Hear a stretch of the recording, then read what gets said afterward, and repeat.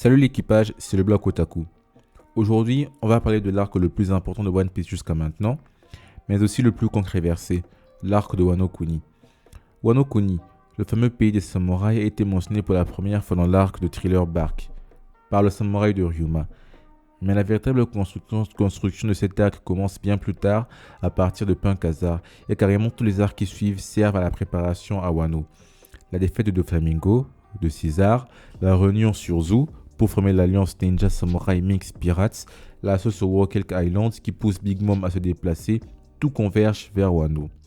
En clair, Wano Kuni est la conclusion de toute une saga, comme l'a été Marineford à son époque. C'est un moment clé de l'histoire de One Piece. Il y a un avant et un après Wano Kuni. C'est ici que le système de Yonko est chamboulé, ouvrant la voie à la phase finale du manga. En plus de cela, l'arc nous offre l'un des plus beaux flashbacks de l'œuvre, celui d'Oden, et surtout le plus grand défi que Luffy ait jamais dû relever avec l'introduction de Gear 5. Pourtant, malgré tout cela, l'arc de Wano Kuni n'a pas réussi à faire l'unanimité. Pourquoi ? Selon moi, il y a 4 principales raisons à cela. Premièrement, le rythme. L'arc de Wano Kuni est divisé en 3 grandes parties. La découverte de Wano, le flashback d'Oden, et enfin l'assaut sur Onigashima. Les 2 premières parties sont généralement bien accueillies, mais c'est la dernière, l'assaut sur Onigashima, qui pose problème. Au début, tout allait bien, avec un rythme soutenu, jusqu'au combat des Supernova contre Kaido et Big Mom.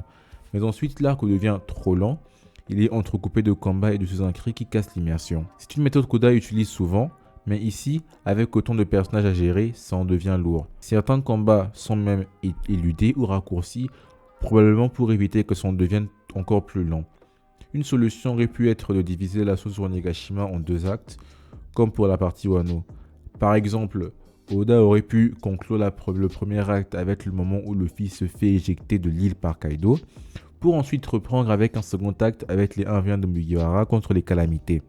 Ça aurait permis une meilleure gestion du rythme et des tensions. Le deuxième problème, les facilités scénaristiques. Il faut le dire, Oda est un génie. Mais même les génies peuvent commettre des erreurs. Dans cet arc, certains moments manquent clairement de crédibilité. Prenons Zoro par exemple,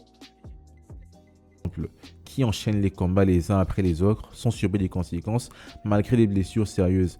Et ce n'est pas juste lui. Tout l'équipage semble s'en sortir un peu trop facilement à mon goût. Dans une guerre de cette ampleur, on s'attend à des sacrifices, on s'attend à des pertes. Pourtant, des personnages comme Kinemon et d'autres fourreaux rouges survivent presque miraculeusement à des situations où leurs membres semblaient inévitables. Et au final, ils réussissent à faire tomber 2 empereurs sans véritable conséquence pour les Mugiwara. C'est pour moi le plus gros problème de l'œuvre actuellement. On est dans la saga finale, donc les difficultés devraient être à un tout autre niveau. Les Mugiwara ne peuvent pas continuer à sortir indemnes à des situations aussi extrêmes. Parlons de la manière dont Kaido et Big Mom sont éliminés. Ils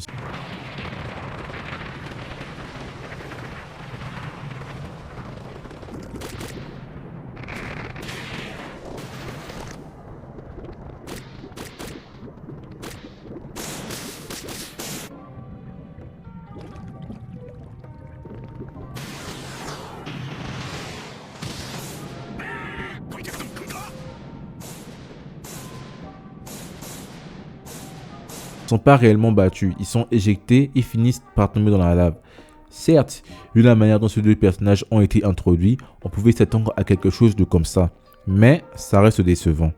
Kaido en particulier avait une aura immense.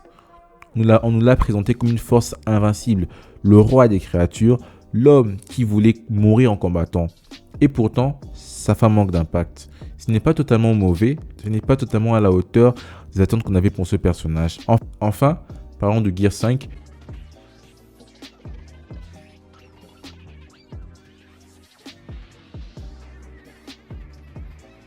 L'une des plus grandes révélations de l'arc et de tout One Piece. Point positif, la créativité visuelle. Oda nous a surpris avec ce mode totalement décalé. Le Gear 5 est une véritable explosion de créativité, inspirée des cartoons, avec des animations loufoques qui rappellent les grands classiques. Le symbolisme. Ce Gear nous montre la liberté ultime de Luffy.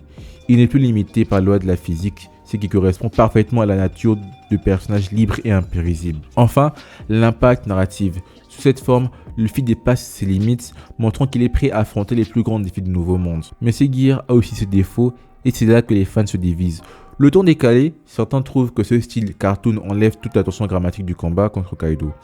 Un affrontement censé être le plus intense de Luffy ressemble parfois à une blague. La puissance écrasante du Gear 5 semble trop puissant. En plus de sa liberté d'action, Luffy peut littéralement modeler son environnement, ce qui fait craindre un manque de difficultés futures. Beaucoup ont trouvé que le Gear 5 arrivait un peu trop tard dans l'arc, rendant sa maîtrise un peu trop rapide. Mais aussi l'enchaînement des power-ups par Luffy n'a pas fait l'unanimité. Pour moi, ces 4 points expliquent pourquoi l'arc de Wano Kuni est aussi controversé. C'est dommage, parce que l'arc avait énormément de potentiel. Cela dit, on en reste un moment marquant de One Piece et pose les bases de la phase finale. Dites-moi en commentaire ce que vous avez pensé de Wano Kuni et surtout du Gear 5. Est-ce que vous avez aimé ce nouveau pouvoir de Luffy ou est-ce que vous avez laissé un goût amer? Si la vidéo vous a plu, n'hésitez pas à vous abonner, à liker et à partager. On se retrouve très vite pour une nouvelle vidéo. Tchuss!